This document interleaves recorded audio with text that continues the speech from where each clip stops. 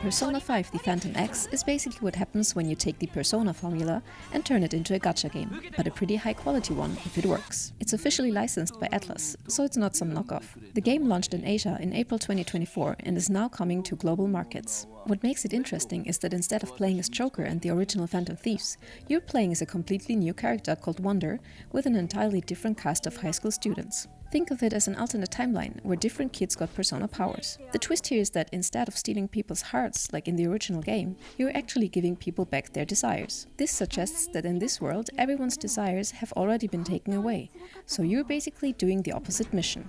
The story seems to be the game's strongest point.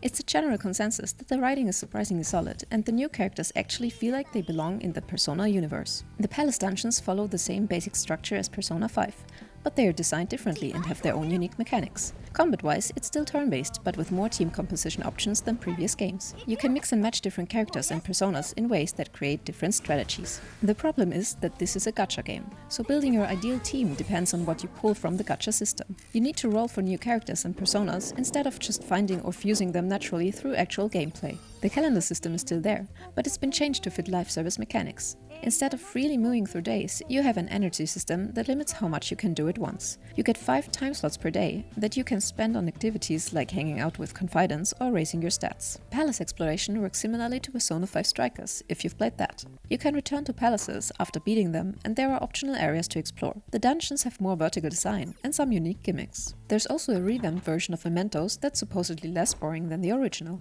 One cool addition is that they brought back Tycoon, the card game from Persona 5 Royal, and made it playable online against other players. This seems to be one of the few online features that actually works well. Speaking of online features, this is where the game apparently falls short. Despite being designed as a live service game, there's barely any meaningful multiplayer content. You can chat with other players and play Tycoon, but that's about it. There are no co-op dungeons, no guild systems, nothing that really takes advantage of having another player around. The gacha system has apparently been improved since launch. Originally, it had a typical 50-50 pity system, but now they've removed the 50-50 and lowered the pity ceiling. For events, the game has mostly been recycling content from the original Persona 5. Players go through the same palaces, but with the new characters involved somehow. This has gotten repetitive for people who've already played Persona 5 multiple times. The PC version apparently has more issues than other platforms, with players reporting constant stability problems even after a year of updates. So if you're curious about a new Persona story with fresh characters, the Phantom X might interest you. The writing seems genuine and the core gameplay is still Persona at heart.